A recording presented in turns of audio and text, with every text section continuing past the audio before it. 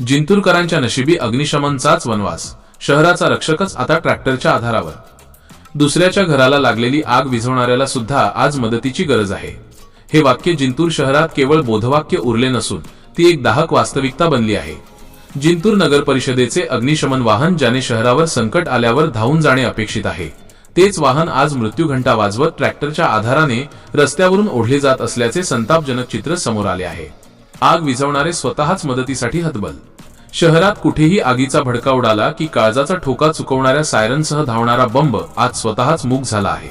समोर आलेल्या व्हिडिओमध्ये स्पष्ट दिसत आहे की नगर परिषदेचा लाल रंगाचा अग्निशमन बंब स्वतः चालू होण्याच्या स्थितीत नसल्याने त्याला एका ट्रॅक्टरने टोईंग करून नेले जात आहे। ही दृश्ये केवळ एका वाहनाची दुरवस्था दर्शवत नाहीत, तर ती प्रशासकीय उदासीनतेचा जळजळीत पुरावा आहे। आगीच्या भीषण संकटात जिथे सेकंदाचा विलंबही लाखो रुपयांचे नुकसान आणि जीवावर बेतू शकतो, तिथे ट्रॅक्टरने ओढून नेला जाणारा बंब वेळेवर पोहोचणार कसा? सुरक्षेचा बट्ट्याबोळ। शहराची लोकसंख्या आणि वाढता विस्तार पाहता अग्निशमन दल सुसज्ज असणे गरजेचे असताना खिळखिळ्या झालेल्या वाहनांच्या जीवावर शहराची सुरक्षा सोपवण्यात आली आहे। जवानांच्या शौर्याची विटंबना।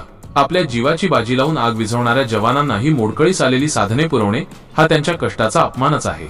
प्रशासनाला आमचा सवाल, ज्यावेळी एखाद्या निष्पाप कुटुंबाचे घर डोळ्यादेखत जळून खाक होईल, त्यावेळी ही ट्रॅक्टरने ओढली जाणारी यंत्रणा कामाला येईल का? की प्रशासन अजून मोठ्या दुर्घटनेची वाट पाहत आहे? दुसऱ्याचे घर वाचवणाऱ्यांना स्वतःच्या अस्तित्वासाठी संघर्ष करावा लागत आहे, यापेक्षा मोठे दुर्दैव ते काय? जिंतूरकरांची मागणी, आता केवळ दुरुस्ती नको, तर जिंतूरच्या सुरक्षेसाठी आधुनिक तंत्रज्ञानाने सज्ज असलेला नवीन हायटेक अग्निशमन बंब तातडीने मंजूर व्हावा, अशी मागणी नागरिक करत आहेत।